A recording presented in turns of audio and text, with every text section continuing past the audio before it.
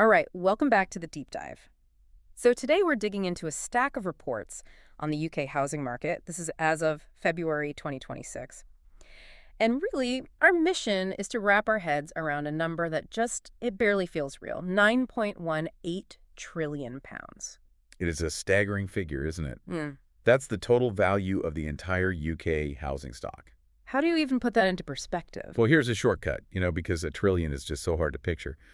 Imagine taking every single company in the FTSE 100, all of them, Okay. combine their entire market value, Yeah. and then you have to multiply that by 3.8, and then you finally get to the size of the housing market. Wow. That really does put the scale of it into perspective. But I don't want to just, stare at the big number. I want to look at the movement inside it.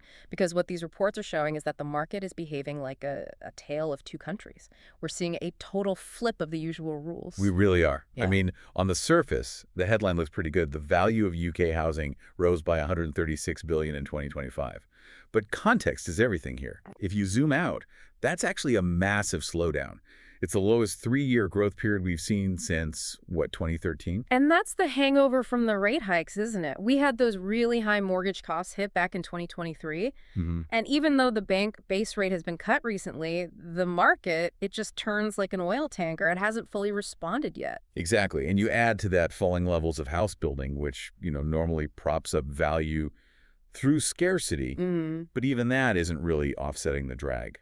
So here's the nuance that I think really matters if you're trying to spot the trends. That drag isn't happening everywhere. Not at all. The traditional heavy lifters, London and the Southeast, they've essentially stalled. They have stopped driving the bus. Which brings us to what I thought was the real aha moment in all this.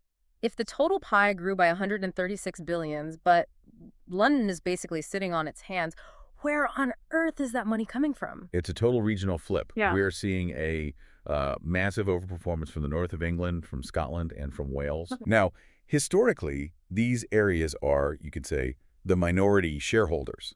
They only account for about 27% of the UK's total housing value.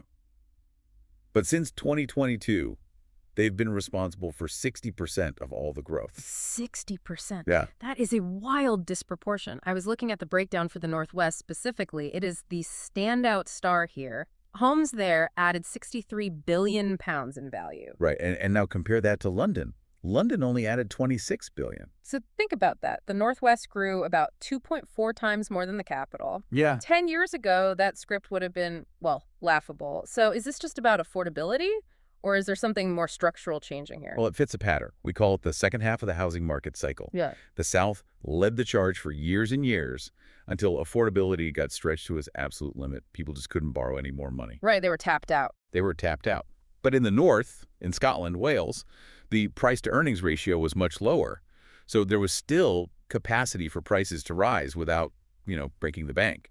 The capital has just flowed to where the room for growth still exists. Okay, but I want to play devil's advocate for a second. We can talk about this growth in the North, but we can't ignore where the actual wealth is sitting. And this is the London paradox that just jumped out at me from the source material. It's the ultimate contradiction. While the North is sprinting ahead, the most expensive real estate in the country, we're talking Westminster and Kensington and Chelsea, has actually dropped in value. Dropped. Yeah. Down 12% over 3 years. Right. And that's largely from tax changes, tighter regulations on that high-end ownership. But, and this is the killer stat for me, even after losing 12% of their value, just those two boroughs alone are still worth $209 billion. It is genuinely mind-bending. You have two London boroughs worth $209 billion, and you compare that to the entire northeast of England. The entire region, every house, every flat, every single property in that whole region combined is valued at $196 billion. So two boroughs are worth more than an entire region of England. That just perfectly underscores the reality here. The momentum is now in the north, but the sheer weight of asset value is still locked in the south. Exactly. It's a completely lopsided concentration of wealth that hasn't unwound, even with this recent stagnation. So to sort of wrap this deep dive up, we are looking at a market where the growth engine has shifted north, mainly because the South is just tapped out on affordability.